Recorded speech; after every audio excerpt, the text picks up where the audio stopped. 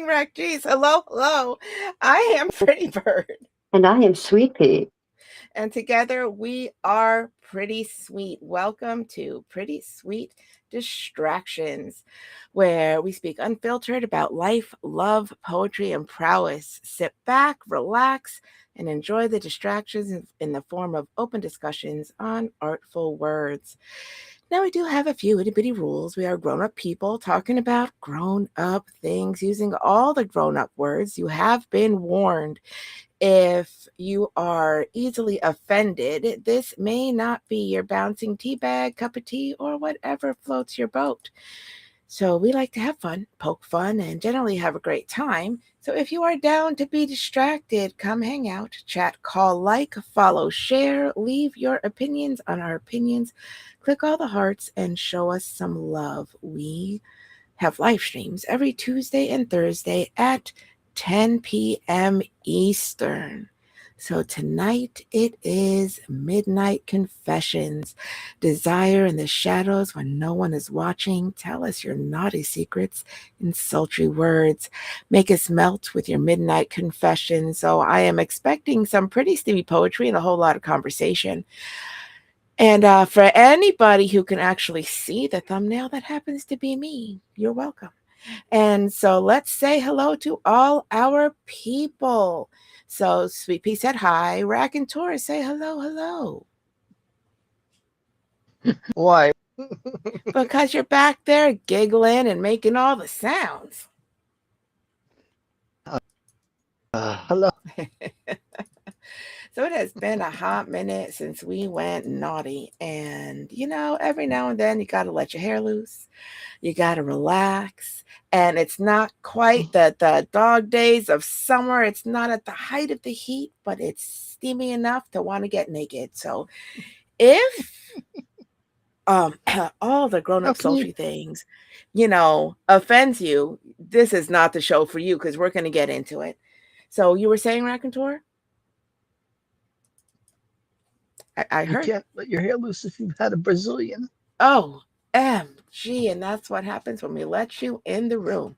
I am just saying. Just saying. But, that's why we keep you around, so I ain't mad at it. So, Sweet Pea, I know it has been quite a while since we went naughty. And I don't know, it's about time, don't you think? We're about due. I mean, we've been messing a little bit with full frontal, but we have not, gone all the way, all lady, bare naked ladies, nothing. We have not really dived into all the juicy, wet sounds of, the whips and the chains and all of that. I mean, we just have not done it. And I've missed it. I've missed the dungeon, the rules, everything. It's just been so long that, my mouth is dry. It needs to be dripping wet with that gorgeous saliva and just that anticipation. It just, everything needs to be wet and silky, and we haven't been like that in a while. So I'm very excited to come. Well, I'm glad to hear it. It's funny because when I think Midnight Confessions, I think those little private moments, those intimate, I'll do anything for you kind of moments. It is, pre-dungeon, not dirty dungeon. To me that's just that's full down and dirty, and I'm not opposed to it. And we welcome all the things, we accept all the things. I'm just saying. And for those who don't know, the poetry that we read tonight, we pull from our group on All Poetry, which is free to join, and you click on there and look for Pretty Sweet Distractions, just like you are listening to us right now. So if you want to join us in the future, if you want to read with us online, that is how you get that done. Oh, my goodness. So I am noticing that our X is not Xing. Oh, no. So this needs to be fixed. Yes, it does. We can't not X. Oh, never mind. It's Xing. It's just not communicating with us, so we're good. I mean, if we're talking about midnight confessions, we need all the X's. I am just saying. All the X's. I Oh my, want nothing to do with my ex. well, You nobody have X. correct. I'm just saying. I've heard the stories. We've all heard the stories. Okay, so I'm sitting there and I'm like, okay, so I've got kids because it is what it is. We have, most of us have kids, and okay, so I'm just going to stick it all out there. So we used to do a full private naughty show. Now this is not a video, anything. Don't get your hopes up. It was just we would, talk about all the things, like the details of all the things, the hows, the whys, the wonderful poetry of the things that most people don't want to share out in the open. You know, me and Sweet Pea, we tend to, live in the land of TMI. You have been warned. And so my kids, I talk loud, and I don't care if I'm in my little studio. I don't care if I'm back in the room. I don't care where I am. You can hear me. And they're like, "What the heck are you talking about?" I'm like, it's the naughty show. We're talking about all the naughty things. And about a week ago, my youngest was like, "Yeah, my friend who may or may not have a slight little crush on me, was all like, so when's the next naughty show? I don't know, just listen to them all, you'll find it. And I neglected to tell them that tonight was a naughty show. And my kid had the nerve, my youngest now had the nerve to be like, can what do I have to do to get banned? I was like, tell them that you're my kid because they don't know my name and you're on there with your full name. And he's like, so I can do all the other things? I was like, I live with you, right? So I don't know what kind of heckling he was planning to do, but I don't think he is prepared for a grown-up mama. I am just saying. But yeah, so they don't know. So I just figured I would share that little story because it just popped into my brain that all the little friends are like, so when's the next naughty show? Because for the most part, our naughty shows were not open to the public because they were, all the things. We have dungeon rules. We have all of the things. We also have no shame. But this is going to be sultry, maybe with a little visit to the dungeon, perhaps. But it is. We're going to start, perhaps, which I actually have that poem today with perhaps with a capital T. So I'm a little excited to start reading all the things. I want to start with Titus because Titus is amazing. Yeah, And what'd you say? I said the delicious Titus. Yes. Oh, you have no idea. I actually I don't usually pre-read anything, but he needed a reader. So I scanned it. I'm like, oh my, okay. Because here's the thing, Titus, because I know you're out there. I've got my 3 sexy favorites from that I have read from you. Now you have a lot of love and desire and passion and all of the emotions in your writing because you cover all the things. But there are 3 in particular that I absolutely love.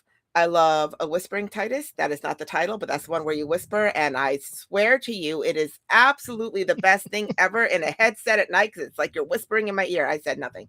And then it's the first one that I was so embarrassed when we played it because I was like, oh no, I'm going to say the bad things because it's Correct. the yes, it is the one that starts the night was spent and I'm like that sounds like a good night to me and I'm like, oh my goodness, it's just everywhere. And that's when the first time you're like, correct. And I was just like, oh my, Titus is naughty. And so I absolutely eat that up. And then we happened upon the Ballad of Burning Need, which is all of the things, which, by the way, if you don't mind and we have time, I would love to read that at the end. So just, let me know in the comments if you're okay with that, because that is all the things. So I love me some Titus. I do. I am not biased. Leave me alone. But I do. He writes exceptionally well. So I have him on the board. I think I have him on the board. I have him in the chat. Do I have him on the board? Yes. Okay. And it's Just only don't put 11 him in the minutes in. I gimp usually suit. talk for, what is it, Rack? I said, just don't put him in the gimp suit. OMG. I am saying nothing about nothing. Oh, and it's our shoes. Oh, I did not, that's new. I'm a little excited. Okay. I have to calm myself down. Okay, this is the Velvet, the Velvet Wickedness of Her by Titus Llewellyn.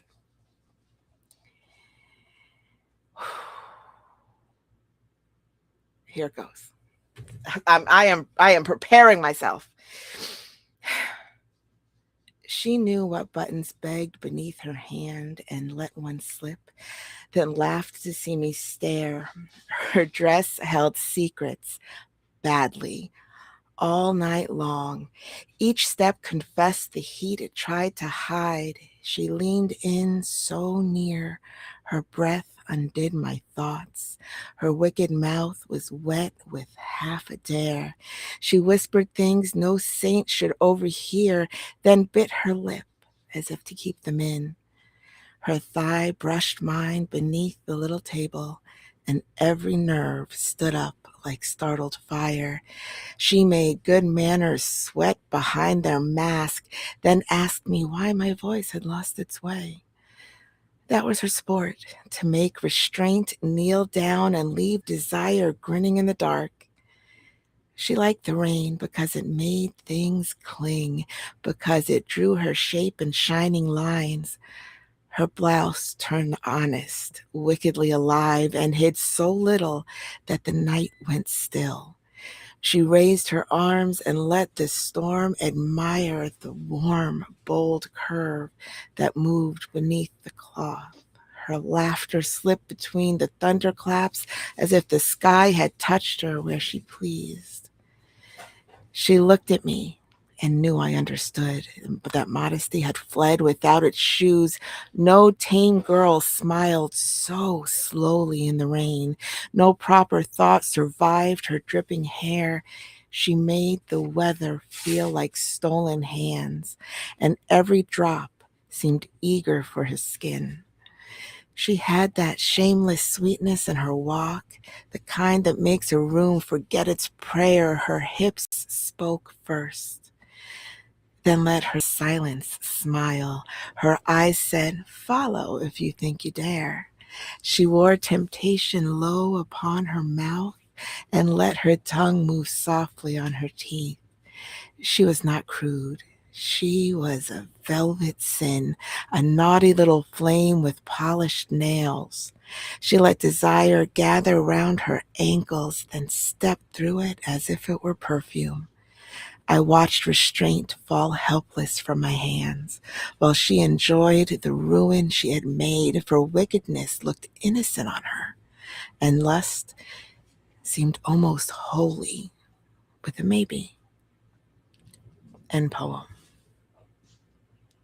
So I want to be her. I'm just putting that out there. I want to be seen like that because I am in awe of the rain and the weather and that lip. I may have that lip. I am just saying. I have been told I have a naughty lip. If I have, okay, so here's some more TMI because apparently that's all I'm going to do tonight.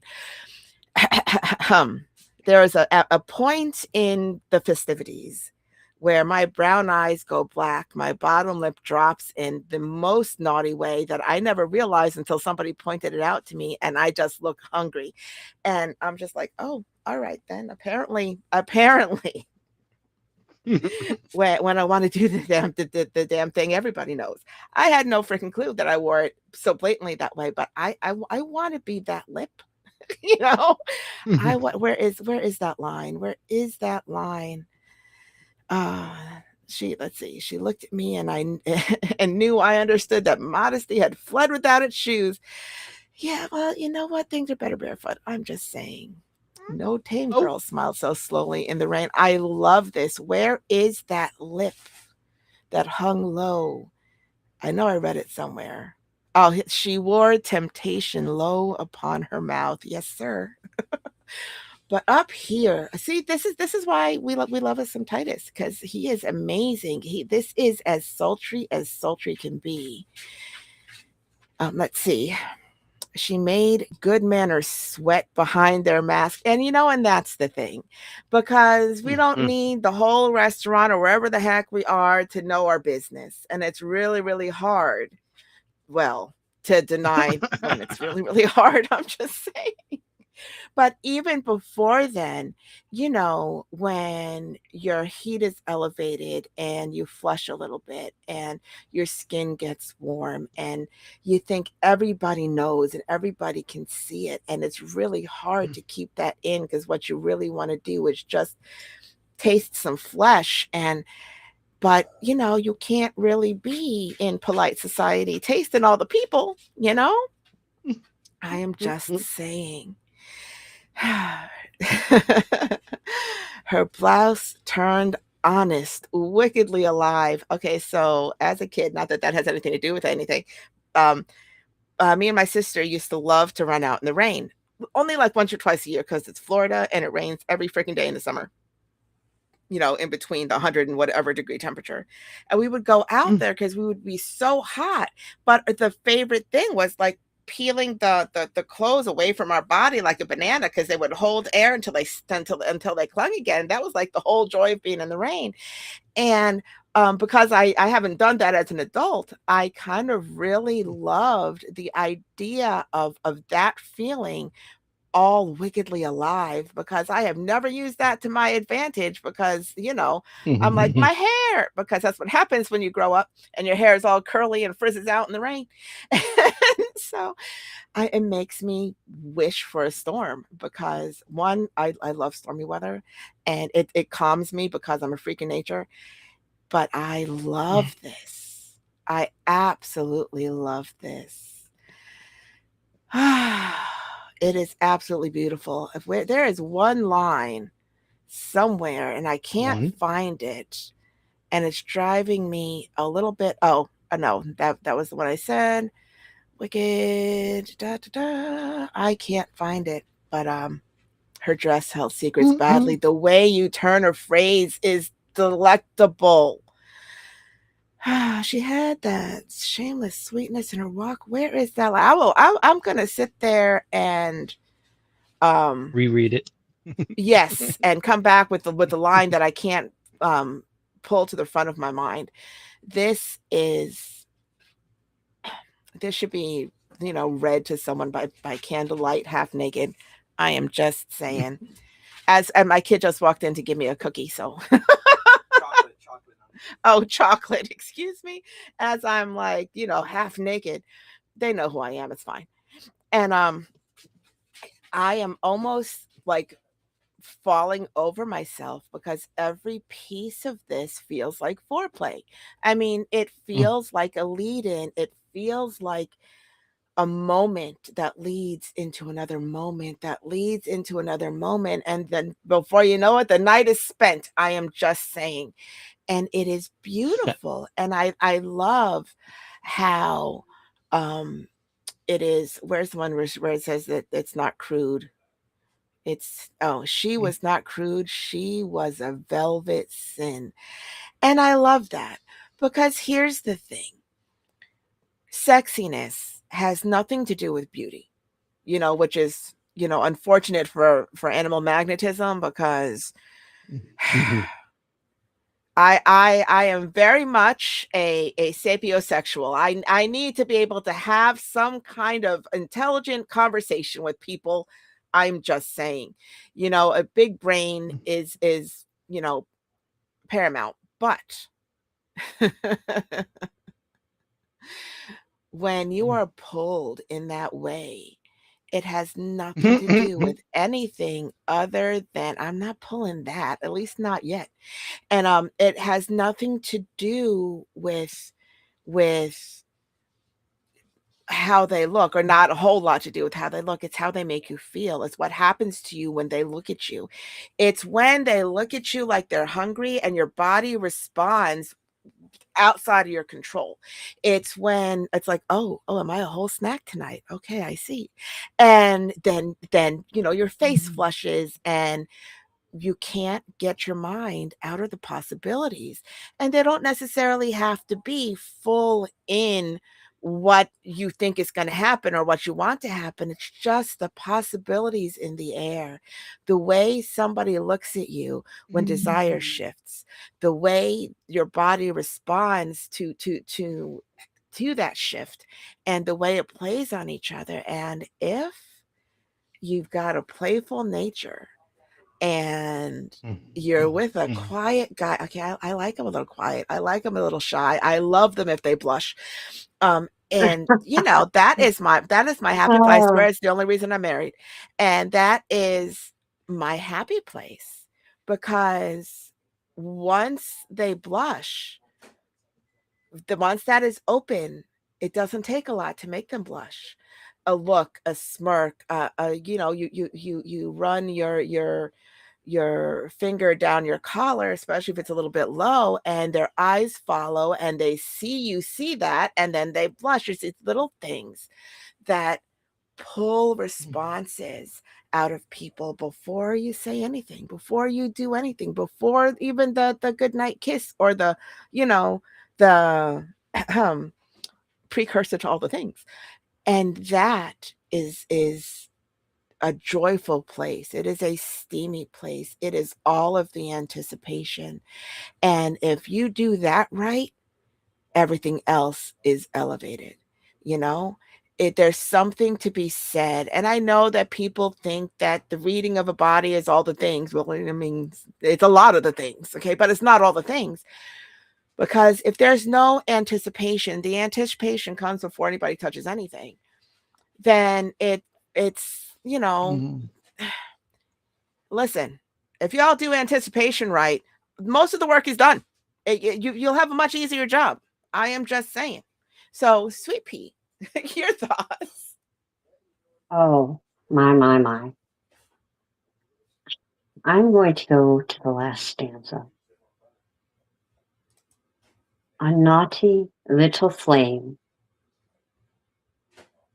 I love that with polished nails. Mm. I watched restraint fall helpless from my hands while she enjoyed the ruin she had made. Or, I love that. And I love depth through perfume. That was lovely too. While she enjoyed the ruin she had made, for wickedness looked innocent on her. Isn't that the way it always happens? And lust seemed almost holy, with a maybe. Well, I'll tell you what, that is the best description of a wild woman gone holy for the night. Um, or, as I like to call them, imp angels, the devil and the angel in your hand.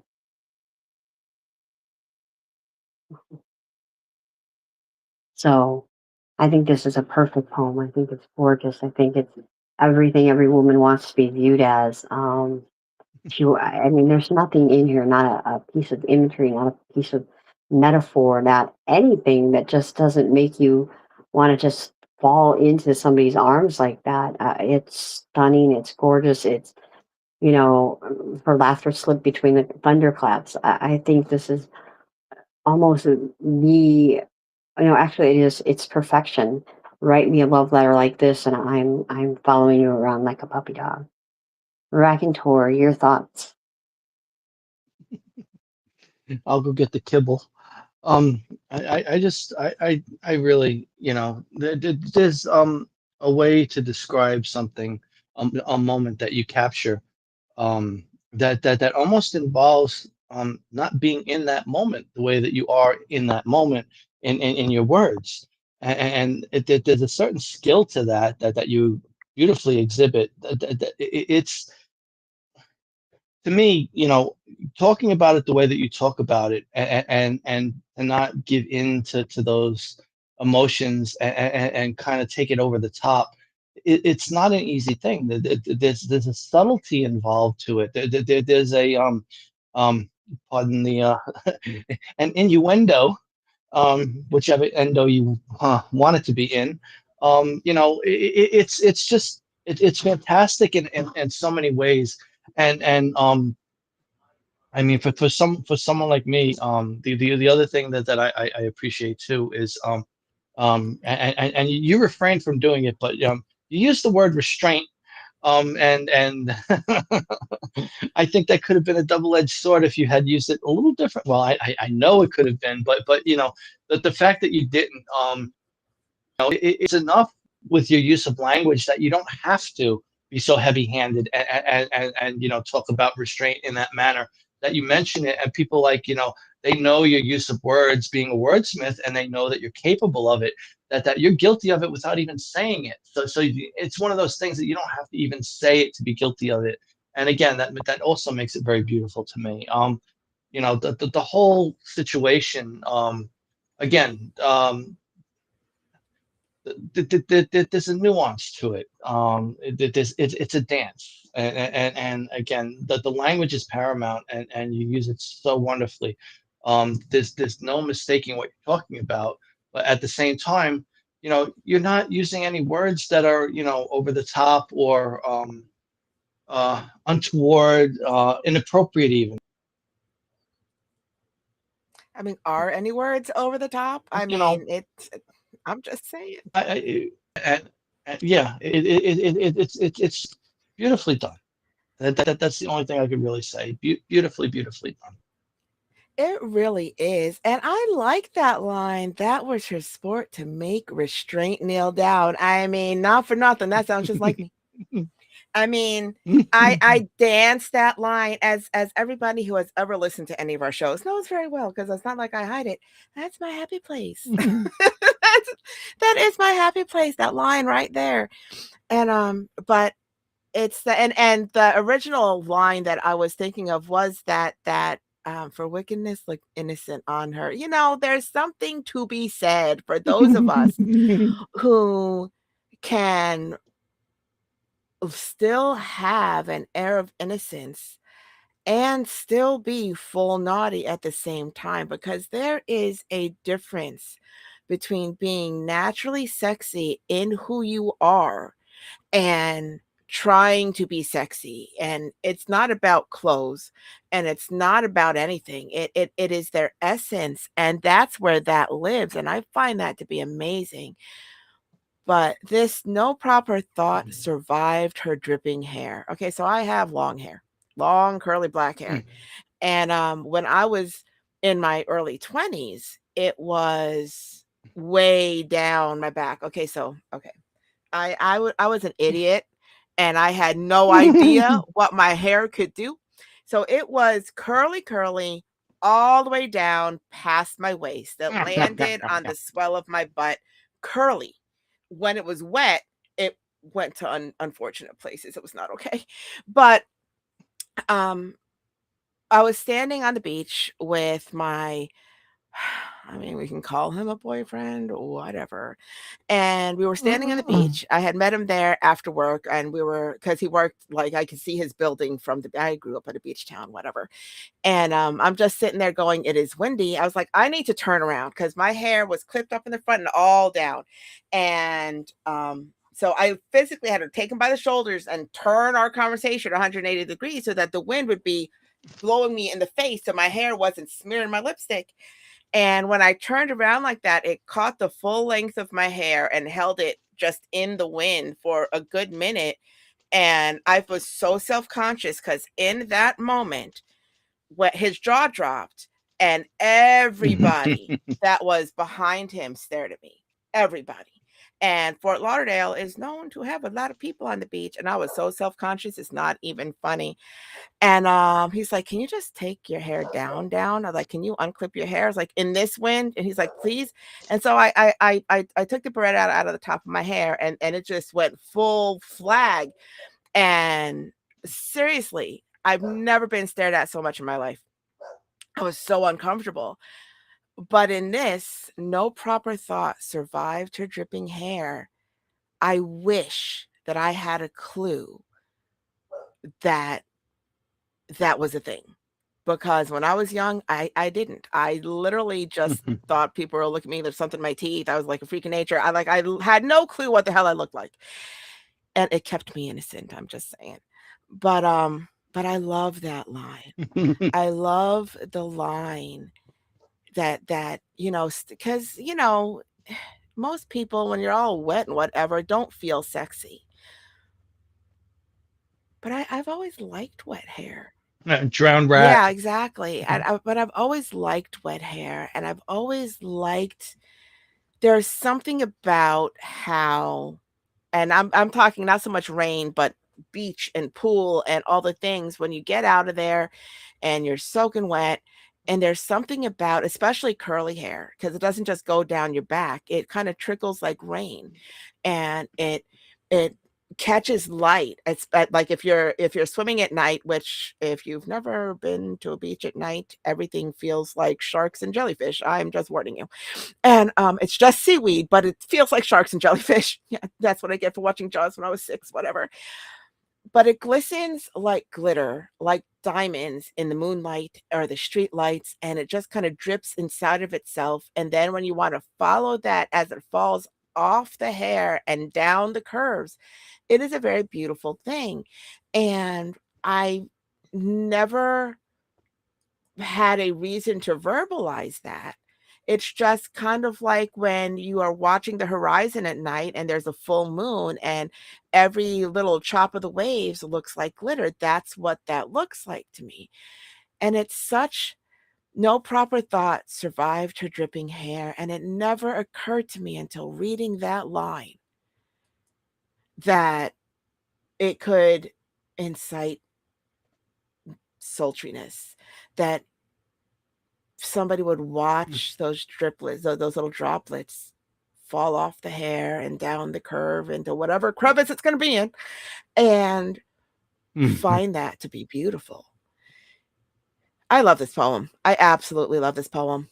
I do, and, I'm just gonna pretend it's about me. So, there's that. So, I'm like I'm not stealing shit, it's fine. So, I am going to read one of mine. And, not that any of us can go after that. I'm just lost in your words, Titus. I'm just saying. So I am going to put up sated satin philharmonic, I think is the name SEO. of it. Uh, yeah. Okay. Yeah, that's the one I'm putting up. I pulled 3 of them, but I figured I'll just go in whatever order I put them on there. Okay. I know I just read, but it wasn't mine. I was privileged and honored to have read Titus. So now this is me. I am not as delicate. I am just saying. So this is Sated Satin Philharmonic by me, Pretty Bird. And it goes like this. I tease my tongue down the curve of your neck. Your audible exhale feeds my fervor, but not quite as much as your tremble burnishes my flesh. Shh, my darling, tonight I play a symphony on your body, carving each note on your soul. Nails graze, then drag across tightened skin in brass trills, each pass more deliberate than the last. Staccato breaths in time with goosebumps stoke smoldering timpanis of anticipation. Your body raises to meet my swollen lips, only to find the slightest brush of skin, a passing warmth in punctuated moans. Wide eyes taking in each painfully slow movement. You watch, and I watch you watch, plucking a double bass backbeat of new sensation, fire and ice in soft satin shackles, a song in whimpering woodwinds, pleading through guttural, low brass crescendos, fighting the urge to end the movement, knowing it isn't you conducting the orchestra. Your muscles, too weak to tense, untethered, you curl into my arms. Shh, my darling, while I serenade your dreams. End poem. Be very quiet so we don't wake him up. God damn. Oh, no, this is an orchestra. This is your opus, baby, and you know how to write it. I'm telling you what. Oh, this is just, ooh, this is a dream, plucking a double brass beat of new sensation, fire and ice and soft satin shackles. Oh, being there, loving that, tremble burnishes my flesh. Shh, my darling, don't say a word.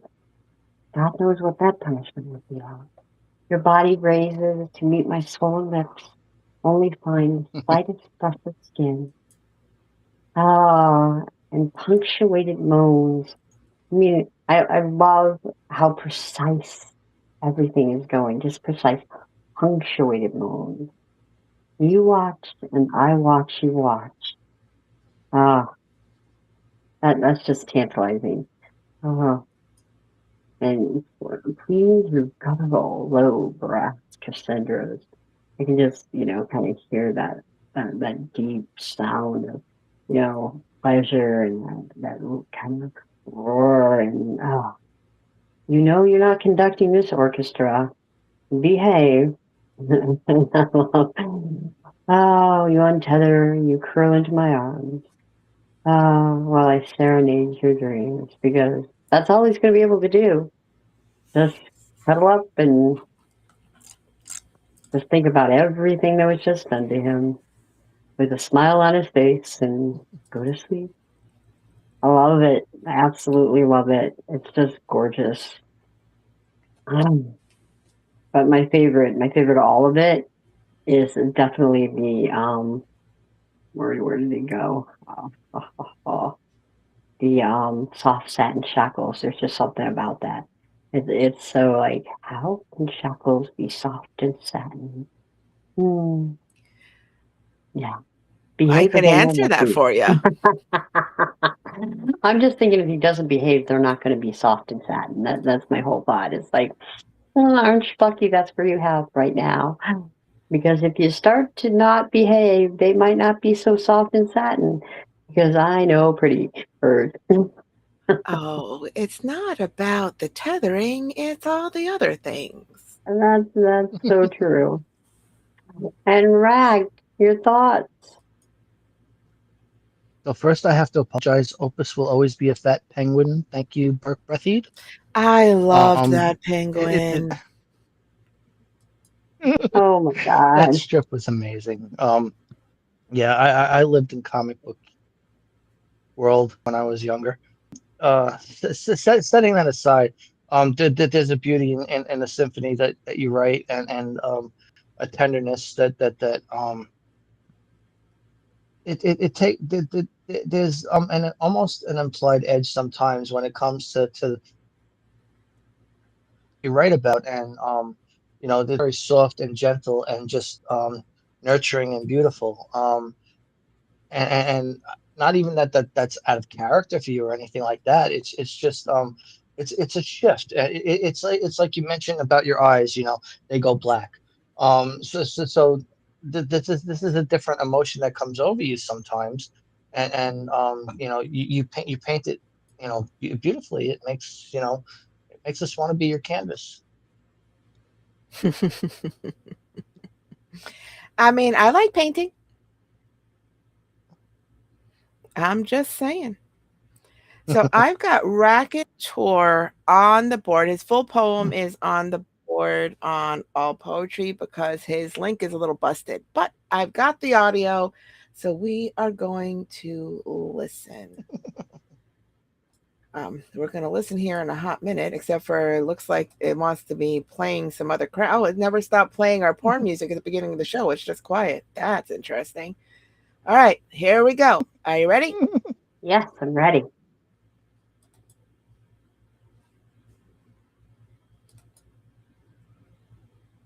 Moans by Game of Moans by Raconteur. Let me open your eyes. Reach out and take my hand. We'll uncover our hidden desires, exploring things we don't yet understand. We can set the mood by lighting a few candles. Dripping hot wax can be used when we play. Maybe a few drinks to loosen our inhibitions, and then undress each other to get things underway. The toy box holds all sorts of possibilities. For anal play, we'll definitely need some lube. We can flip for who gets the beads and who uses the butt plug. Just make sure there's still plenty of grease in the tube. And while you're at it, check the batteries in the vibrator. We can't have it suddenly stop running, because once we get started, I promise not to rest until after your second coming. And poem. Only two? Don't sell yourself short. You can do better than that. I'm just saying. I highly recommend silicone lube for anybody listening. I'm just saying. But oh yeah, you're like, well, that one's gonna be naughty. I was like, is it really? Is it? But yes, it is. Because here's the thing. There's something about figuring things out with somebody. If you guys share first experiences in any realm of self-discovery and sexual exploration, I kind of love that. I mean, it's nice to be led into things that somebody knows what's up and somebody doesn't. It's nice to teach somebody new things. It's all of that is nice. There's something kind of special, and fun and exciting and a little scary about doing it all together for the first time. There's nerves, and hence the let me loosen up the inhibitions. Because I'm very much a tit for tat kind of girl. Again, TMI, you have been warned. If somebody's gonna be like, "Hey, you wanna do this?" I'm like, "You first." And I'm okay with that because the body works how the body works. Pleasure centers are pleasure centers. What the guys got, the girls got. It may look different, but all the nerve endings are still in the same spot. Now, because of that, I love this. I love that that you have a toy box. I may have a toy chest, but that's neither here nor there. We're not counting gear. It's fine. I know so many people.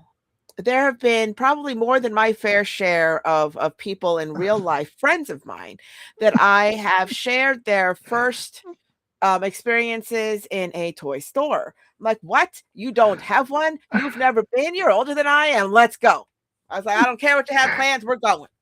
And Oh God. so we have all the conversations, we do all the things. I was like, listen, there's nothing wrong with it. Use it together, use it by yourself. That it's perfectly normal to, it really I is. I have to Go ahead. interject. You've got both Uh-huh. the box and the chest. Just I mean, this is true. saying. And they are awfully fun. But I was surprised, and it never ceases to amaze me how many people are like, oh no, I could never. Why the hell not?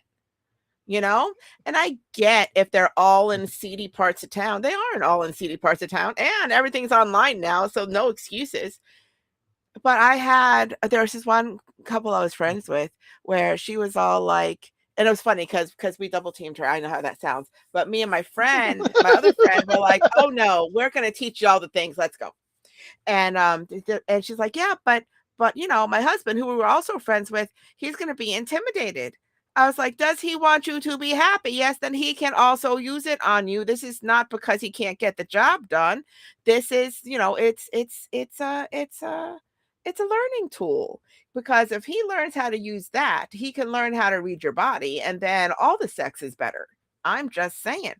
He's like, but he might be intimidated. So get a little one. You don't have to get a giant full-size king dong, which is actually a name of a thing, and it's a little scary. I'm just saying.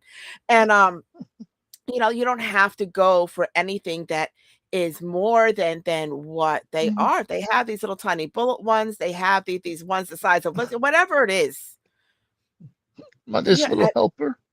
there's something. Except for those little strap-on butterfly-shaped useless nonsense, I don't have the patience for that nonsense, unless yeah, how do I say this without insulting people? Well, I'm going to insult some people. Listen, if you're all poochy and closed up, it's not for you. If things happen to be out there and easy access, I'm sure it works fine. I'm just saying. I do not recommend. But I kind of love that. I do. I love the candles. I mean, you may not want to start with wax, on your tender bits of anything because it's hotter than you think it is. So start on thicker skin. These are just, you know, life lessons, life lessons. And there's nothing wrong with that. A little fire, a little ice, a little hot, a little cold. I mean, they sell glass supplies that when they Mhm. are just dip them suckers in ice, the sensation between that coldness and the heat of you does something. It does, just like crush up some. This is not a how to do things. The hell am I talking about? Sweet Pea, I'm gonna shut up now. Take it away. I have a friend that makes glass things, hand blows them and everything. They're very, very cool.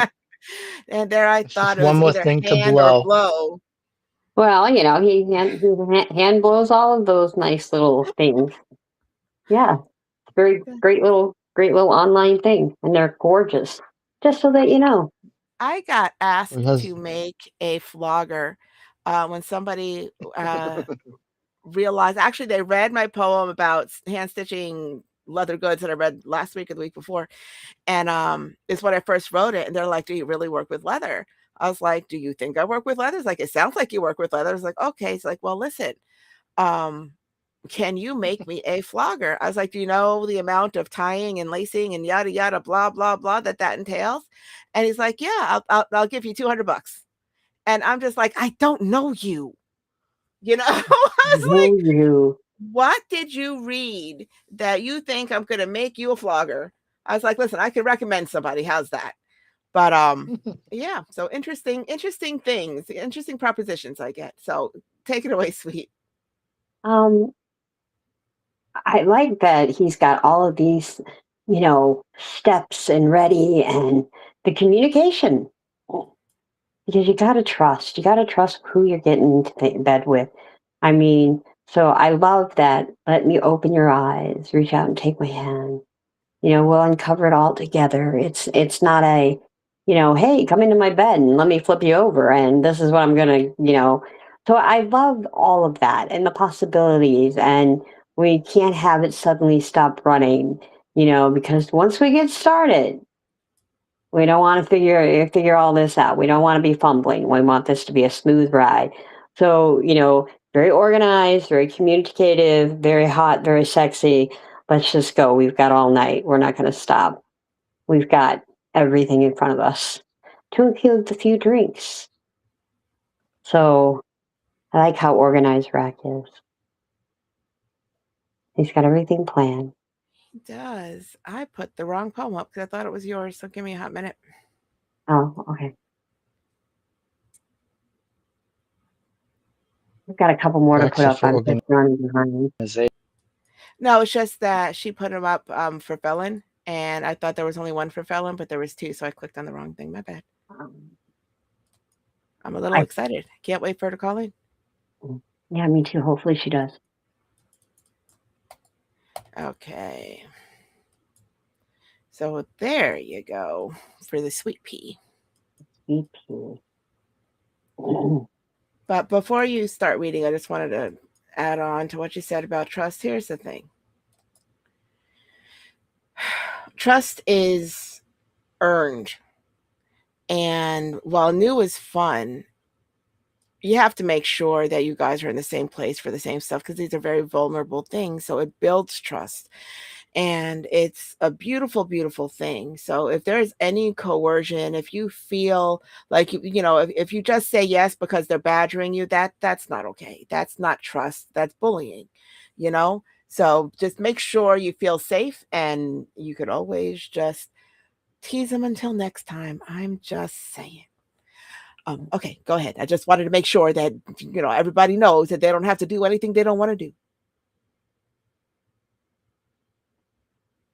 This is called whitewash. White sheer baby doll gown with red leather bow. cinnamon curls falling softly down, taken to the room by a gentle hand, silent in obedience in the bravado of his command. Castles slap purity, the sound of sin begins as pink skin rises to ignite the flames of hell. Wax drips excitement in hidden places where mouth seeks the fire in the heat, cooling their tongues in the wetness of their desires. Bound by perversion, chained to the wall, alligator clips swollen lips, demanding shaking legs to stand. My lips open, he still chokes me, stretches me so wide. Please, your master, he commands, as he whitewashes the flesh he made me. And So what's with all the wax, you guys?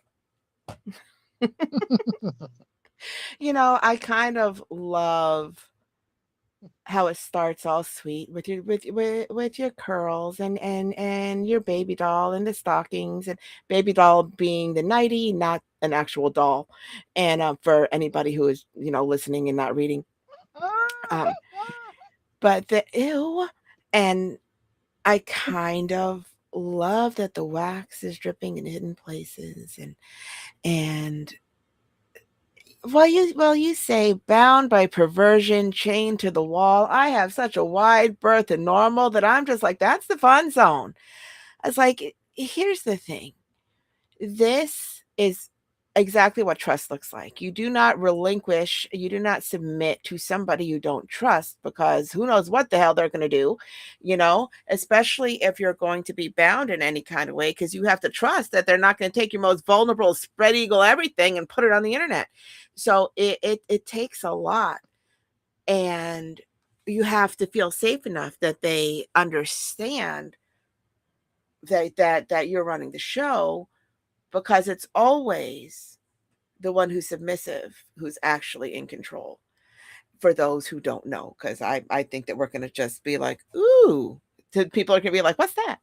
And I'm like, and so my lips open, he still chokes me, and here is the thing. I don't care what pair of lips it is and what he's choking in the hole. I am there for that, and I don't care if it's a gentle squeeze, but if it's stretching so wide, it's being choked with something. And I kind of love that because it doesn't matter where you are on the body. These lips, those lips, full is full. It is what it is. This is stretching, that is stretching. And here's the thing, because if you've got the clips and the swollen lips and there is pink skin, to me, spankings usually start where spankings usually start. And if it's being whitewashed, I mean, it's a lot to go from the top hole to the landing zone. It's easier to go from the bottom hole to the landing zone. I am just saying, with the choking. And so this brings all the visual possibilities. Okay, so maybe it's just me, but it brings all the visual possibilities. And I'm a waste not, want not kind of gal. So I'm not big on landing zones because I'm lazy, and the cleanup is a pain in the ass because that shit sticks to everything. But um I really I crack me up. I love the idea of this. I love the um from being led to the room gently. You take us through the whole entire plethora of sensation, from the tassels and the semblance of purity before the sin, from the rising pink skin and the flames of hell. I mean, all you need is a little genuflection and you're there. I love that it goes through all of the things, and it ends how it ends, because here's the thing. unless you're me, because I don't mind leaving somebody a little blue every now and then. You know, they deserve what they deserve. But if people go through the motions or want to fake their way through things because they don't want to make people feel bad, they're really limiting their own pleasure, because no one's going to know they're not doing the job if you make them think that they're doing the job. So I love that this is honest in all of the sensation, in all of the pleasure, and all the whitewashed climax, because so many people are just like, well, I just want to get it over with. I was like, then you're doing it wrong. You know, I mean, there's one thing to be said for not wanting, a UTI because somebody took too much Viagra, and next thing you know, he's, doing the thing for 2 hours. Your girl needs a break, a little break in between, and then have at it again, whatever. But outside of that, it is every one of us, male, female, it is our job to teach the people how to pleasure us if we want them to pleasure us. People know the basics. We'll just assume that people know, tab A, slop B, this is how things are supposed to work. But every one of us is intrinsically different. We don't all like the same things. We don't all respond to the same things. Women are particularly um uh less visual than men and a lot more emotional or um psychological in their physical responses to things. So they have to feel a certain way. Even if they want to have all the gorilla sex they want to have, they still have to feel some kind of way, whether that's they have to feel in control, whether they have to feel this, that, or the other thing. And we have to learn our partners. It is our job to please them. And hopefully it's their job to please us. But now that can't happen if we're not having the open communication, if we're not doing something to let them know this is good and this is not. You know, you don't have to be like, yeah, no, that's not it, but you can be a little to the left, because I don't know anybody in the middle of trying to do stuff that is not open to a little bit of guidance, because everybody feels better when everybody feels better. You know what I mean? So that is the end of my lecture. So Rack and Tour, what are your thoughts about the whitewash? First, you mentioned the UTI, and my mind went right to the candy cane Of and that course it did. incident. That incident so long ago. The other thing, um, helpful stock tips in investing in Yankee Candle if people are listening, because apparently it's a trend, and it's not limited to New Jersey. It goes all the way to Colorado. I don't know. The idea of this though, it's a beautiful evening. And the nature of it, the idea of it is very personal, very oh, I said intimate, didn't I? I guess I can't say that enough tonight. But yeah, you know, you're talking about before, Pretty Bird was mentioning the stretching of the holes. My mind is going, well, they don't have to be mutually exclusive. You could be stretching both, but that I guess is a little more contortionist than anything. And this wasn't about that. This was about enjoying the moment, not straining the moment. So it was it was easy to kind of want to be in that place and imagine being the one with the alligator clip. So it was a lovely evening, a lovely thought. Thank you. I'm going to try to get them to shut my dog up before I read, because she has no manners, that bulldog. Announcements. I mean, we can do that. So, Sweet Pea, what's coming up on Thursday? What is coming up on Thursday? What's coming up on Me. Thursday? Oh, it is poetry at 3 a.m. That is what's coming up on Thursday. Get to where I'm supposed to be. Let's see. Pretty Sweet Distractions where I'm supposed to be, and that's not what I just clicked. I put realmed in the dark. So that's not going to help us. Pam should be where Pam should be. Sorry, everybody. Want me to read it? Yes, please. 'Cause I don't want to be rambling like a moron. At 3 a.m., when yesterday is over and today is still asleep, in the tired quiet, words bleed to paper born in unfiltered emotion. We explore the freedom of words that come forth in the darkness before dawn. So, that is all the things when the world is asleep and your mind is too tired to be inhibited. And that's when the real emotion comes through on paper. So, that's going to be a fun night of interesting and delightful rites. That's coming up on Thursday. And then on Tuesday, if my mouse would work, Tuesday the 9th is a complete sentence, though it may not always be the kindest option. No means no.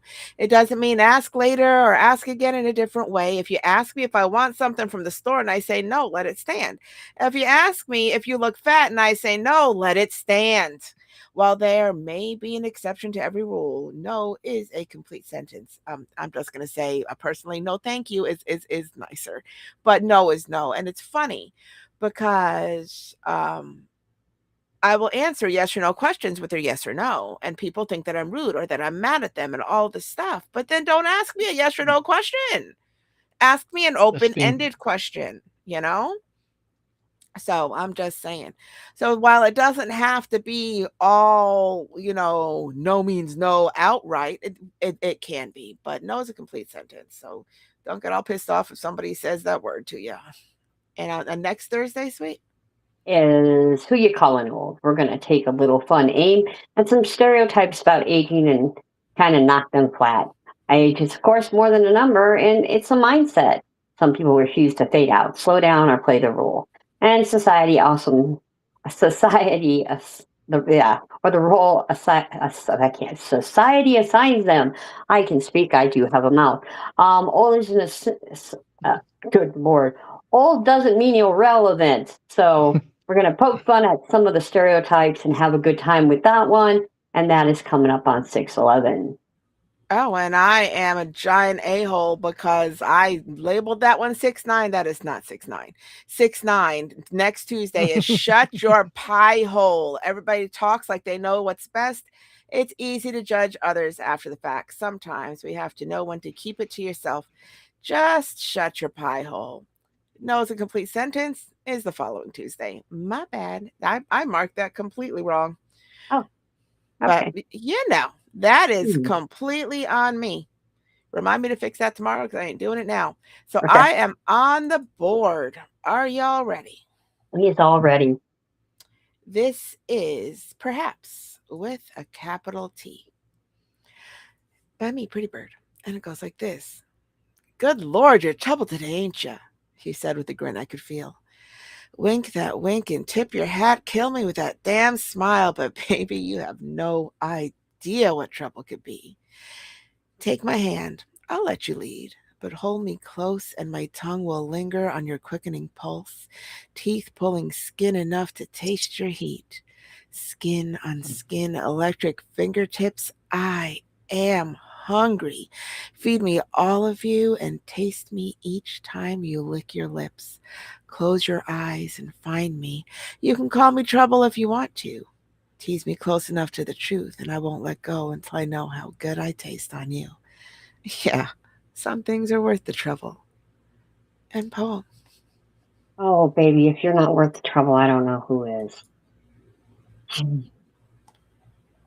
You write sensual so well is one thing. I mean, we'll just give you that. You're a sensual, hot, everything you say, but it's also how you talk, how you read your sensual. It even makes me sweat. It makes me just go, oh, she's talking, and I melt. I don't know. Well, I'm sure you've been heard. I mean, I know you've heard 1,000 times that the way you read can literally make the Pope sweat, just so that you know. And this is another with, capital T. Feed me, feed me, all of you, and taste me each time you lick your lips. Close your eyes and find me. Holy hell. Is that not I mean, just lick your lips and reminisce because you know I'm still on your lips, baby. You ain't even thought about wiping me away. I mean, it's just, oh, oh, oh. You know, some things are worth the trouble, and I know quite a few people that believe you are worth the trouble. But yeah, wink, wink, and tip your hat. Kill me with that damn smile. But baby, you have no idea what trouble can be. But yeah, just by the sound of your voice, people want to get in trouble with you. And Raconteur, your thoughts. Trouble with a capital T, huh? Um, Mm-hmm. I, I, I don't know that I've heard this one before, but I enjoyed the story. Um, I can imagine the party you were at when it occurred. It's just, yeah. And you know, you talk about, you know, you were oblivious when you were younger to you know the effect that you had, and this kind of speaks a little to that. But you know, it's that realization that coming of not so much coming of age, but uh coming to uh understand um uh the power that you can that you hold sometimes, when you're willing to you know when you're able to, I should say, to read into a situation and play it to your advantage. So yeah, this is lovely, Thank you. Miss Trouble. Well, here's the thing. So apparently I was a flirty mess. And because when I okay, so I get giddy. All right. So again with the TMI bullshit. Here it is. If I'm happy, I giggle. I giggle a lot. I also giggle for other reasons, but I giggle. And um and if somebody is a little flushed or falls all over himself a little bit, I also giggle, and I get all excited, and so I am slightly relentless, but because I giggle, it sounds very innocent, especially when it's really dirty.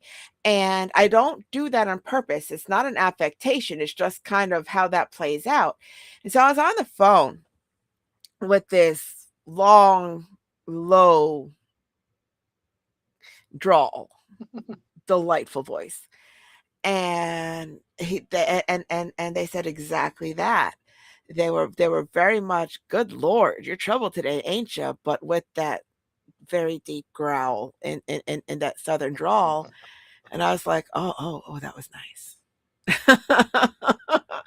I was like, and so then words were born. And it's very much that simple. It does not take a lot to ignite a spark.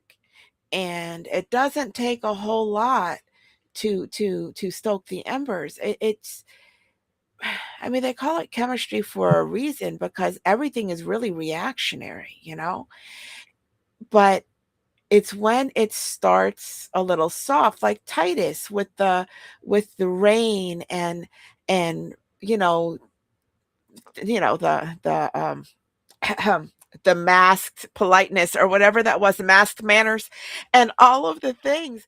That's exactly how beautiful that is. And we tend to overlook it. We tend to want to jump to the end. We tend to see where things are going and want to rush our way through it. And I think that's the difference between being young minded and having lived enough to know there's a better way. Some things you don't want to rush. You want to bask in those moments and you want to build that up accidentally on purpose, either or both, whatever. Because it feels good. It feels good and it doesn't need the physical to grow, even if it grows into the physical. There's just something beautiful about the interactions that elicit physical responses before the touching happens. And it's kind of where love grows, it's where passion grows, it's where affection grows. And it is a very delightful place because it's a sad, sad day when you're years into a relationship and they smile at you with that look across the room and it does nothing. because it should always do something, but it stops working if you stop paying attention to it. If you don't settle into the nuances of whoever it is that you're with, especially long term, because it's so easy to, oh, yeah, don't give me that look. I ain't got time for your shit. The more you do that, the less your body's going to respond. And then you're like, well, we lost that spark. Well, pay attention to each other. Pay attention to how you respond to things when you don't expect to, and nurture that. And you have to do that for yourself. And and your partner has to do that for themselves. Even if you have to sit there and do those exercises where you're almost touching but not touching, and you focus on what it feels like to you, so that you can reignite that, so you can remember what that feels like, so that you recognize it the next time it happens naturally. It pains me when people are together, 20, 30 years, and they're like, yeah, whatever. Or, yeah, twice on Sunday, whatever. And it's not an exciting thing. That it's more when they get home and their partner's home and they're not supposed to have been there yet. It's not yay. It's that's a problem. And you need to refocus. I am just saying, because it takes work to stay in a place that is delightful, both physically and emotionally. It's so easy to get into a rut. It's so easy to get bogged down with daily stressors and financial stressors, and oh, I put on a few pounds, and oh, well, I don't last as long as I used to, and all of the things. And I promise you, none of that matters. You're focusing on the wrong thing. And I'm going to give you more TMI. This is going to take this whole show sideways. My bad. I'm just going to apologize now. Okay. So I have an unfortunate history of unfortunate things, because sometimes life sucks. Okay. Unfortunately. Yes. So having said that, I thought for sure it was me. It was my fault, because all the shameful things are always my fault, or the woman's fault, or whatever. We bring it on ourselves, because for many, many years, that's what, before me too, it was, of course it was us. I'm just saying society was unkind for, millennia. Anyway, enough of that nonsense. Here's the thing. My mother once told me, it doesn't matter what you look like. If they love you regardless. It doesn't matter if it changes. And I didn't believe that. And so I was just like, okay, so, well, this bullshit happened, and then it happened again. I'm like, you know what? If I gain some weight, if I'm completely unattractive, if I'm this, that, and the other thing, everybody's going to leave me the fuck alone. So no, because here's the thing. My mom was a smart woman. It doesn't matter if you are or aren't somebody's usual, and I'm finger quoting, type, because it matters how attentive you are.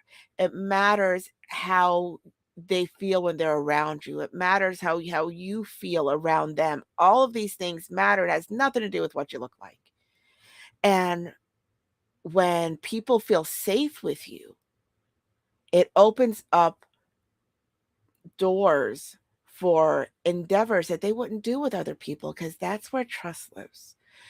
And so, having said that,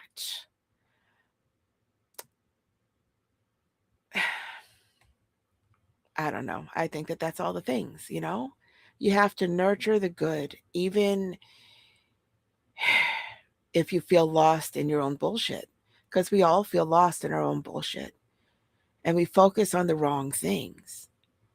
And it's one thing if we're just beating ourselves up over, or, my hair is gray, I'm getting wrinkles, I gained some weight. But when it affects how we see our people, if they're like, but you're beautiful, and then you call them a liar to their face by saying, no, I'm not. They're the ones looking at you. Shut up. Take it for what it is. You don't have to think you're anything. You have to trust that they do.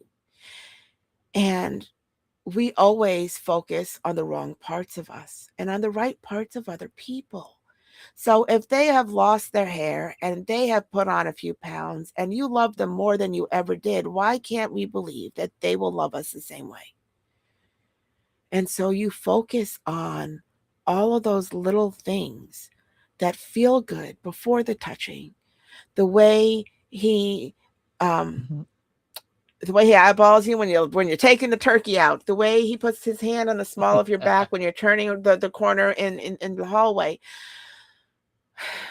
Those really annoying texts in the middle of the day that are absolutely ridiculously stupid, but but they are so perfectly them that you can't help but laugh. All of those things matter. And that's where the intimacy is. And that's where all of this stuff grows from.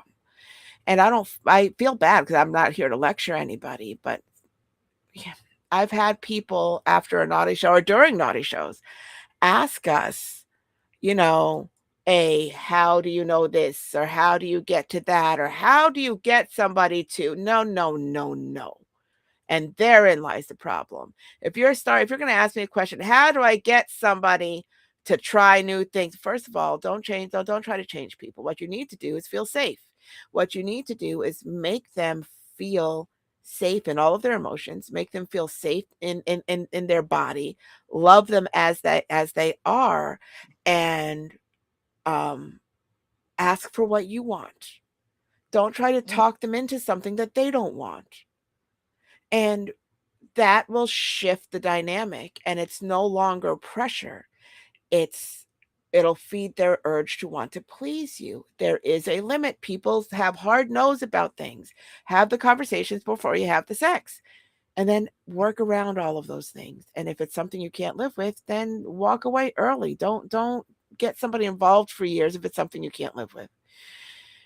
And that's all I have to say about that. So I have Racking Tour up. Do you guys have anything to say about anything that I said or anything you want to add? No. No, I'm just going to go off and talk like an asshole about all my shit. All right, that's fine. And so He's not an asshole. so I have a Racking Tour on the board. And so I am going to play him. This here is Call of the Wild. Or not, because it's not bringing me to the music. Here we go. Call of the Wild by Raconteur. Limbs entwined under a blanket of stars, two sleeping bags zipped together. Children and dogs frolic gleefully, celebrating a night of perfect weather. Campfire crackles and pops, arbitrarily scattering embers into the wind to waltz with the fireflies. The air still heavy with the scent of burnt coffee and s'mores. Luna looks on as one by one sleep transports everyone but us to the land of Morpheus. Rushing stream murmurs, accompanied by a symphony of crickets singing backup for some frogs, drowning out all thoughts of civilization. But it was the way the moonlight caught your hair and the desire reflected in your gaze that made the urge to kiss you impossible to resist. The crisp night air encouraged us to cling tightly to each other as our clothing finds its way to the bottom of our sleeping bags. Our breathing becomes the map and compass, guiding fingertips over goosebumps and mouths across hidden valleys, blazing a trail to the pinnacle of our passions. Winding the cord from the sleeping bags around your wrists, I pin your hands above your head and sink my teeth into your collarbone as I stake you out like a pup tent. Your ankles lock over my hips as your fingernails dig trenches in my back, causing our bodies to shudder to the rhythm of the call of the wild. End poem. Well, listen to you growling. Where is it? Okay, I could have lived without the frogs. I'm just saying. Me and frogs are not friends. But, there's something about where the moonlight caught your hair and the desire reflected in your gaze that made the urge to kiss you impossible to resist. And it's those moments, those little moments in the lighting that kind of freeze frame in your memory in both image and emotion that are beautiful to reflect upon. But here's the thing. When you get down to our breathing becomes the map and the compass guiding fingertips over goosebumps, that is exactly what I was talking about learning how to read your partner. Because everybody's map and compass is going to be a little bit different. And if you notice the hair stand up on the arm, or the nipples harden, or goosebumps, or a, a change in color, or whatever it is that you're looking at the time, if you pay attention to all those little things, to the way they hold their breath or they don't hold their breath, to whether it races or goes shallow or whatever it is, they tell you everything without telling you anything.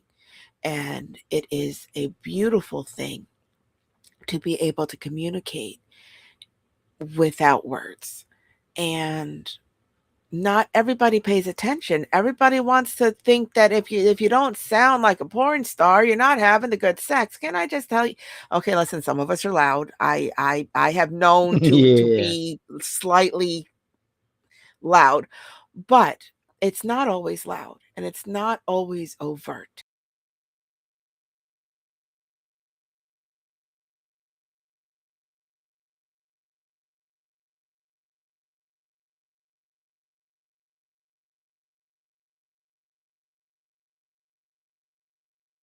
Mhm. Lady Bird. Lady Bird. Rack. I'm still here. Okay, You we flew the lost. coop. I think maybe we lost a little bit of Pretty Bird, but that's okay. She'll be back, I'm sure. So I get to comment on your beautiful poem, which is hot and heavy in the nature of things. I love the crickets are singing to the frogs are singing back up. I think that's great. I think it just, intensifies the moments that you're there in the beautiful woods. You got Luna watching you, which is a little naughty, but the moon loves to do things. Um, I think that, it's very peaceful except for your beastly ways there, biting into collarbones and doing all the things you're doing it, but it's very passionate. I mean, the final stanza is got, some physical and emotional connection with this other person in a very raw and growly way, like you did. Um, it's like if somebody walked in on you, we're not sure if you'd be walking in on a bear or a wolverine or whatever you might be, but you've definitely got the body is shuddering and the call of the wild and angles angles. See, I can't talk tonight. Ankles locked over, hips and fingernails trenching in your back. And I really love that. I pin your hands above your head and sink my teeth in your collarbone and I'll stake you out like a pup tent. There's always you've always got that humor in there, which is, kind of hilarious. But there you go. Humor me, humor me, humor me. So that's always the happy raconteur that I know. And we can definitely move on and do some other poetry while we wait for the bird to come back. I have no great stories about camping and sex. Ha ha ha ha. But what about you? Any great stories about camping and having a good time? Is this any reality Uh, for you? well, camping can be intense. It can be intense. You're not going to share, are you? I mean, nothing specific. It's embers and dirt and Sure. stolen wall. The fact that At least with camping, you don't get sand in your ass. That's all I can say. Maybe a little dirt, but no sand in your ass. Did I lose Rack now? Rack, are you out there? Oh, my goodness. Hopefully they both come back. Rack, Pretty Bird, anybody? Okay, so it's just the sweet sounds of Sweet Pea here. Well, that was excellent. I really truly enjoyed it. So here we go with that one. So I guess what we can do as I wait for my other partner there to show up is we can read something of mine since I was the next one in line. Not that I have any, you know, um, poetry that's not in line of mine, but definitely was time for me to read one of my poems. So we are going to try to do that. And we will read Over the Edge by Sweet Pea. So this is the next one I have in line for me. This is Over the Edge, and this is her cinnamon hair fell in ringlets around her dark brown eyes, and a pink leather pet collar hugged her neck. Eyes forward, she waited on her knees, with hands tied behind her back. She ached with anticipation. Minding her manners, she never shoved anything in her mouth all at once. With a delicate flick of her tongue, she licked the salted rim, focusing on folded skin. Gentle as the suckling on lollipop head, roots choke on overflow. Take it slow and swallow. So that was the last one of mine, and I believe we might have had Pretty Sweet. And Pretty Bird come back. We are Pretty Sweet, me and her both. So I'm hoping Pretty Bird's back. Maybe. Maybe not. Well, let's see what other ones do we have up in here that I can keep reading for y'all. Like a good night of midnight confessions going on here. We have a poem from a friend of ours, Felon out there. Let's see. This is from Felon, who's out there in our poetry land, and I'm going to go ahead and read this for her. And this is Tulips for Wayne. I'm somewhat surprised to see that Wayne try to make me, Felon, die. So many men attempt, as they're left to repent, false trust when I'm with. Letting you have a victory dance until the bitch in me takes a stance. Dominance expands, forget romance. I'm in command if you live it by chance. Oh dear, did you draw a little blood, tasting your confidence on my tongue? Licking the cut is your soul being smudged, going drown in the flood to your own blood, being drugged, is showing love to a neck rub, saving you a ride back on your bike, take what's left of you on a little hike, pieces of flesh left as a guide. Moral of this story, thinking you can fuck with Felon becomes your demise. So part of this story is that there's this really great poet named Wayne, and he went about trying to kill every poet he knew. So there's a whole series of Wayne Jet going and trying to kill everyone. So that is one of the greatest series that you could possibly think of being involved in. He definitely killed me, and he killed Pretty Bird with quite a bit of sensation. Talk about being naughty. That was definitely some of the things that he did, which was really kind of fabulous.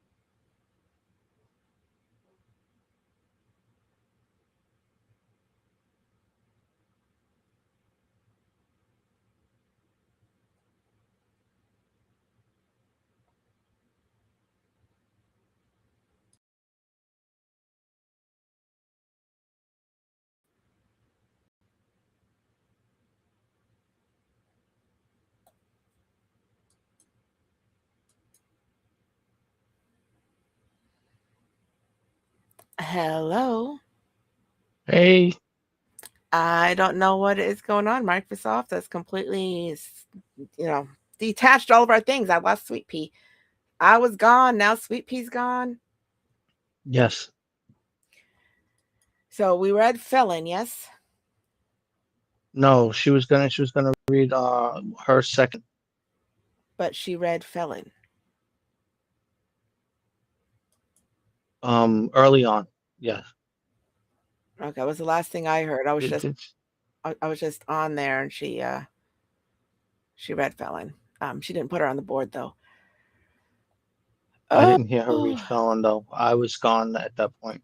Oh, so we've just all been playing shuffleboard with the studio. Okay, so my computer crashed and you guys were still on. And Yes. Microsoft has decided to be like, oh, we need to shut your shit down. I was like, no, because it's not 2 o'clock in the morning. And so I got on my phone. You guys were talking Felon. And then that crashed everything. And so I'm having an issue with this service because something is going on. Yeah. Oh boy, oh boy, oh boy. Okay, Sweet Pea is trying to get back in, and then we can have all the discussion. I could have sworn the last thing that she read was uh, Tulips for Wayne. I didn't hear that at all.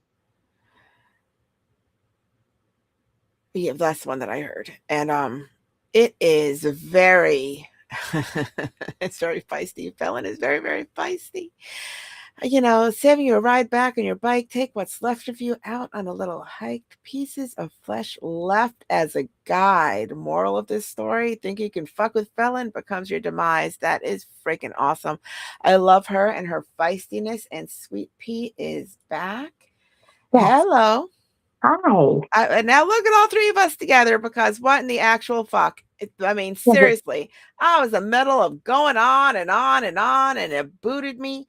And then I heard you read Felon, but Rack didn't, because it booted him. And then it booted you, and now I'm back. I don't even know what the hell's going on. It's like playing musical hosts. It's absolutely freaking ridiculous. But we are back now, so hopefully none of that was actually completely cut off, and it's still one cohesive show, because it says an hour and 34 minutes. So hopefully that's what it was. And people out there are just like, these people are crazy a little bit. Yeah, a little bit crazy. Yeah. Oh, yeah. I read Me and I read Felon, and then it was gone. I don't see any of it on the board. Oh, yeah. I just kept going. I just kept reading. But so, how are people supposed to follow us if they don't know what we're reading? I don't know. Me, I got nervous. So I apologize, people. So what did you read? Because I have no record. It's not on anything. I read my second one. I'll put them on the board now. I apologize. Everybody left. I was like, hello. And I just wanted to keep talking. So I kept talking. You kept reading. I kept reading, kept talking, doing my thing. So. Well, I'm sorry I didn't get to hear it. All right. So you read, Felon read, and did Rack comment? Nobody comment. There was nobody there. Why are you reading poems to nobody, woman? All right. I didn't want dead air. She's reading to the audience. I was reading. Well, that's what the conversation is for.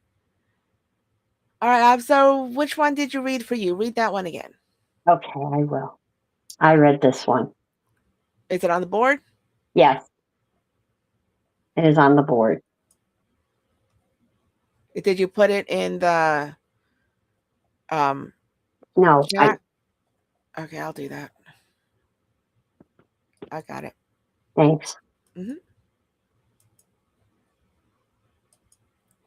Whenever you're ready. Over the edge. Her cinnamon hair fell in ringlets around her dark brown eyes, and a pink leather pet collar hugged her neck. Eyes forward, she waited on her knees with hands tied behind her back. She ached with anticipation. Minding her manners, she never shoved anything in her mouth all at once. With a delicate flick of her tongue, she licked the salted rim, focusing on folded skin. Gentle is the suckling on a lollipop head. Rude to choke on overflow. Take it slow and swallow. And pull. You know, so I'm kind of loving the contrast between the choking and the whitewash and the taking it slow and swallowing, I have to say, because all the things I kind of love that.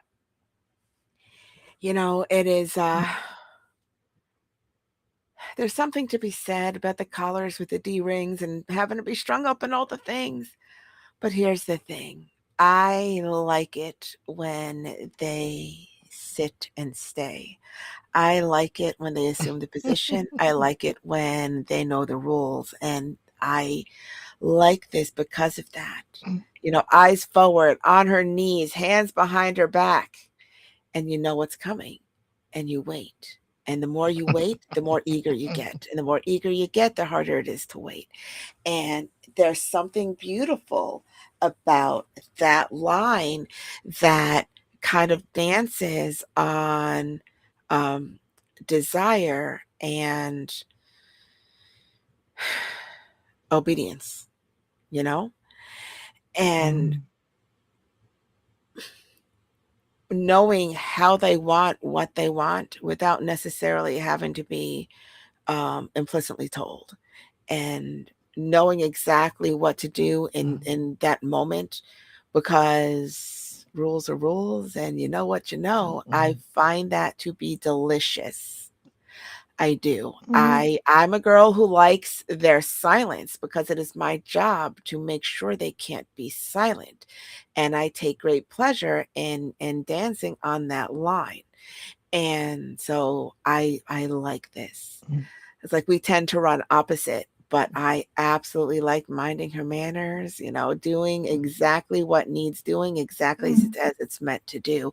There's something delightful about that kind of obedience, about getting exactly what it is you want or need. And then in that, they get exactly what it is they want or need. And it's this wonderful symbiotic relationship. And I think that you wrote this beautifully. So, Raconteur, your thoughts? I have too many unfortunate associations. So, her relationship, it starts with Hatter and goes to Oz, and now I'm hearing we represent the lollipop guild. So it's not working. I mean, I love the imagery, I love the idea of it, but I can't separate it from the little guy with the from the and I'm the melting. so, I'm melting. yeah, it's just unfortunate for me, but the Oh, idea of like it, you wouldn't give anything to be that lollipop. You can't fool me. well, that's where I was going with that. Yeah, it's when I'm finally able to separate, the imagery from my, ice cream humor. It's yeah, there's definitely jealousy there, definitely. Oh my Um, goodness. I don't know if Titus is still out there, but I want to read him.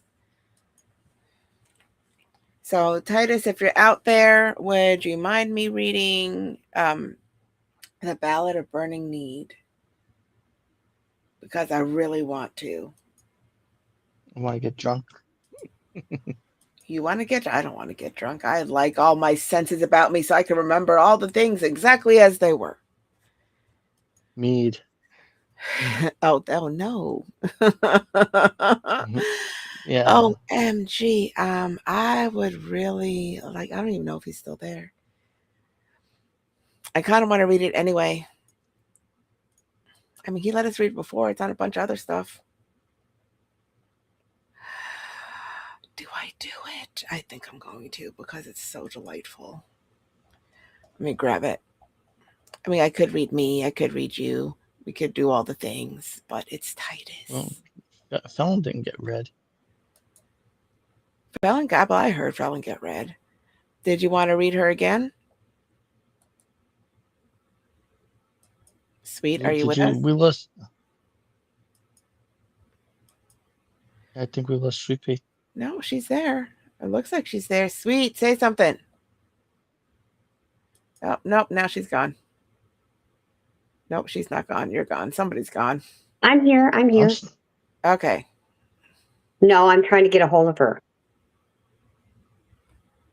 She's supposed to Aren't call in we? and read her off. Aren't we all? Yes.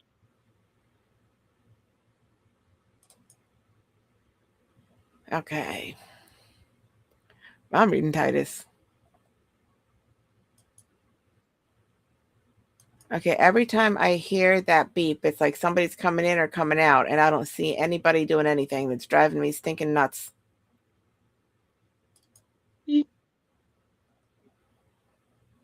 Because I stop what I'm doing to go to the room. I'm going to read me some Titus. I love me some Titus. Me too.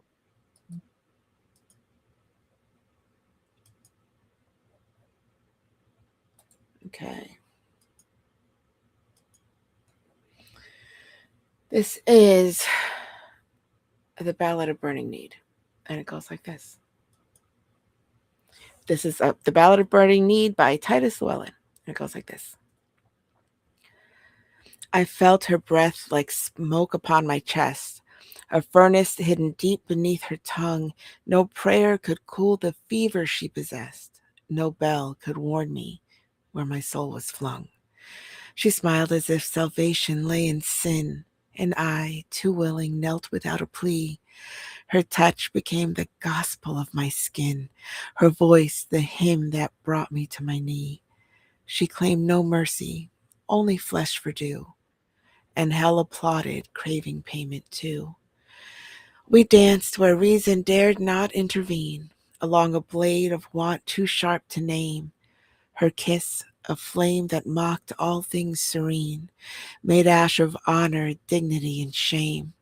She drank my will the way a sinner drinks, slow, deliberate, knowing I would break.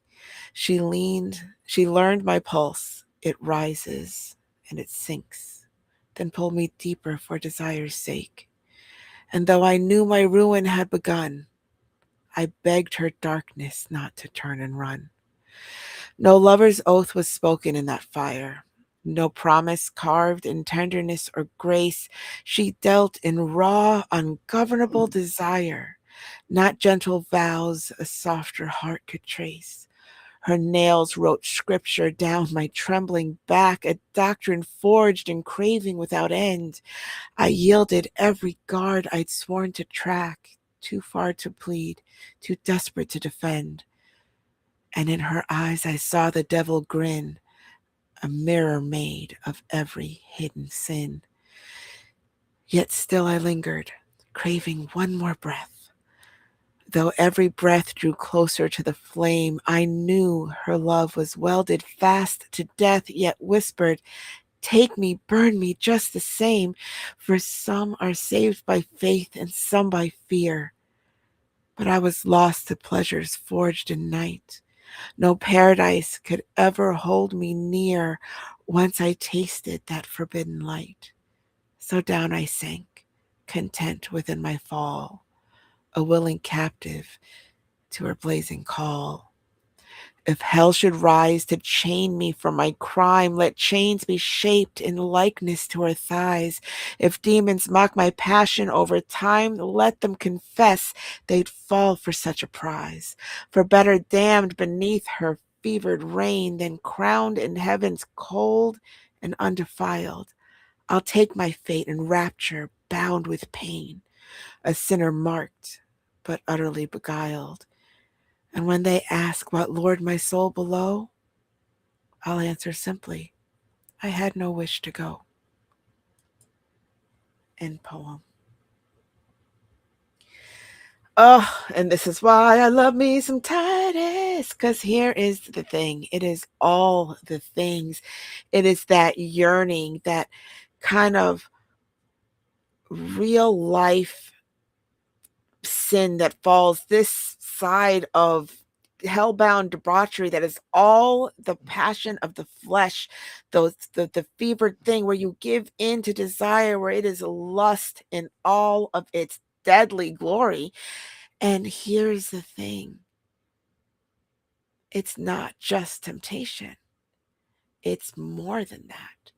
You are tied to the feeling like it's a drug, and you're in there, and then you've got this, my favorite of all these lines is, I'll take my fate in rapture bound with pain. Because here's the thing, that line is both nuanced and straightforward.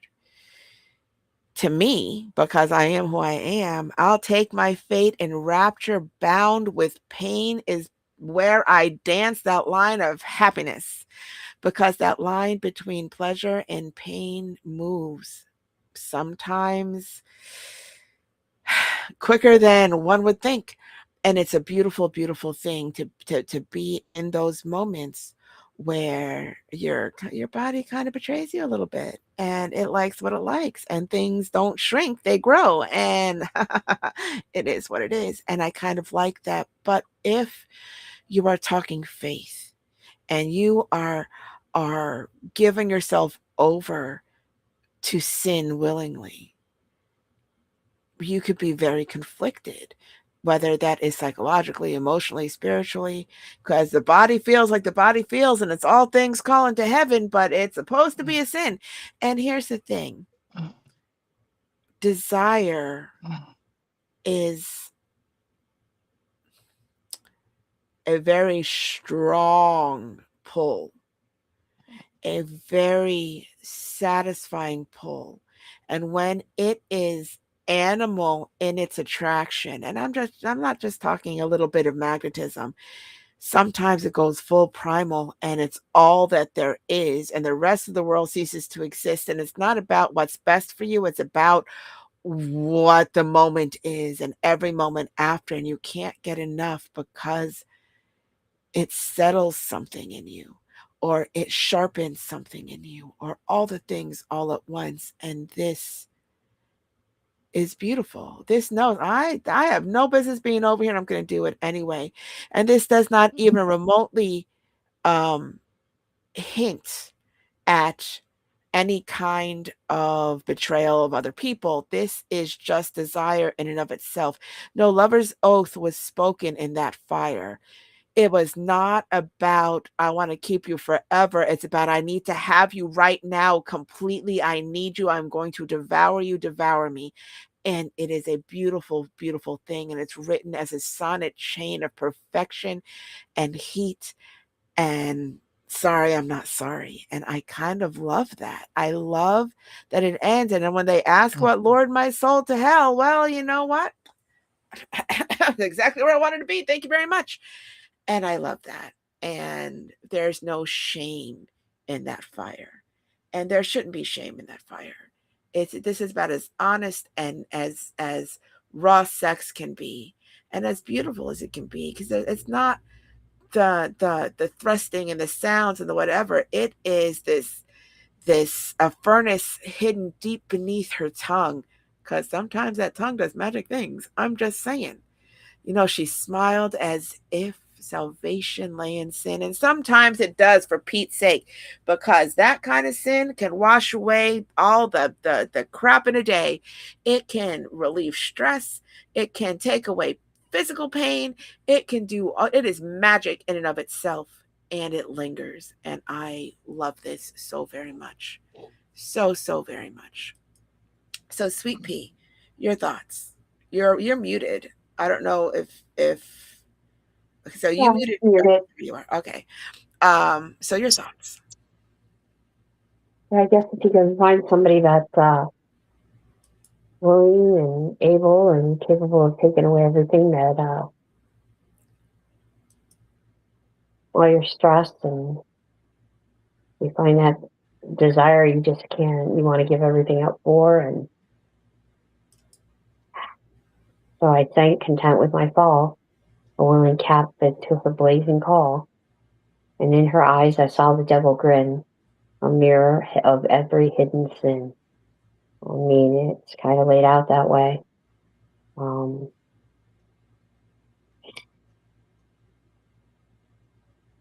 if hell should rise to chain me for my crime, let the chains be shaped in the likeness to her thighs. And this is quite the There are worse poem. places to be chained. I'm just saying. Yep, absolutely.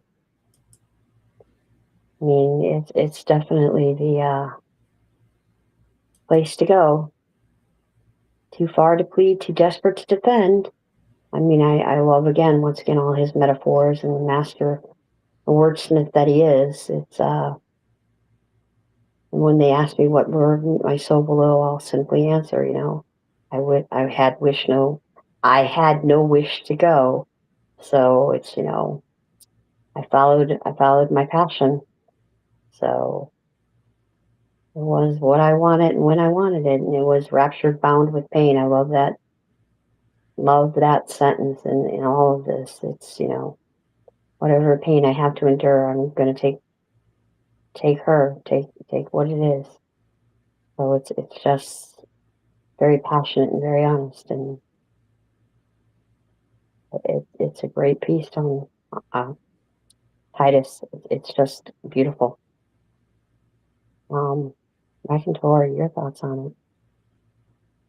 I, what can you say? That last line, um, I interpret that, I guess, a little different than you guys when he says, "I had no wish to go." I mean, he followed his heart. It, it's not so much that it was against his will. He just, he went where he went. And my interpretation, my impression of this entire piece is, one of the more elusive, most beautiful things I feel when it comes to being, with someone, and exchanging passion like that. The idea of abandon, and not, looking at restrictions, or what other people think, how things are supposed to be. It's just, things are going to turn into what they turn into, and not being guilty about it, not resisting it, to just going with it because it feels right. It feels like, this is where I'm going, and this is how I want it to be. I wouldn't want it any other way. The thought that thought and again, that to me, that also speaks of the other idea of how something, um, it's not an obligation, it's not promised, it's something that's done by choice, and he's choosing not to resist. He's choosing to, go with the emotions, to embrace it, and that's where the beauty is to me. Because there's people like, oh, I shouldn't, and you see it and hear it all the time, and that nothing irritates me more. It's like, that whole, play of, some people say why, I say why not, idea. It's like, you want to be contrarian, you want to do it just because somebody's saying, one thing, and you want to prove that you could be the other way. That's a different animal. But this is more, well, even if I wanted to resist, I couldn't, because, this is what I feel. And, laying giving into your emotions like that, there's nothing more beautiful to me, and that's the beauty in this, that I just so enjoy. Absolutely. Um, and it's one of my favorites. It's just one of my favorites. It's got all the things in there. There comes a time in one's life, and maybe not everyone, but a lot of someone's, where it's not so much about love, but it is about being kind of carried away in the moment. And whether it's in Mhm. passion or affection or whatever it is, when you find yourself in places with people that it doesn't matter anybody else in that moment, it doesn't matter what comes next, it matters that moment. There's no promise of anything. It's just, I need this now. I find those memories to kind of maintain their potency through time, you know, where they stay strong and you still feel them, because some things fade and some doesn't, and they're your secrets, you know. And between you and whoever else it was that you shared them with, it's not necessarily things that you can explain, and most people can't put them into words because we can't all be Titus. But I love the way this feels, because it feels like you're being pulled into that scenario, and you are, and it's not so much that you're helpless, though you're kind of helpless. You don't feel helpless, you feel powerful in your choice. Be like, I am fully aware that I am ensorcelled, and I'm going to do the damn thing for all it's worth, because it's not going to last forever, because there are no promises made. And I kind of love the idea of that, probably because I never had those moments, because I don't do strange, because ew. Uh, But I love the abandon with which this yeah. was depicted, and it feels real to me. It feels honest. It feels like, how do you write like that and not have actually felt that? You know what I mean? However fleeting. And I love that. And he can write just about anything that feels honest. I mean, it may or may not be, but it feels that way, which adds a depth to it that touches, you know, different layers of the reader. And I love everything about this. This is Hmm. probably my favorite Sexy Titus. I mean, don't get me wrong, I really like today's poem too, but which I am still claiming as my own. Oh my goodness. Okay, so coming up on Thursday, sweet. Coming up on Thursday is 3 a.m. poetry. That is when you are, let's see, get that up there. I've got it up here.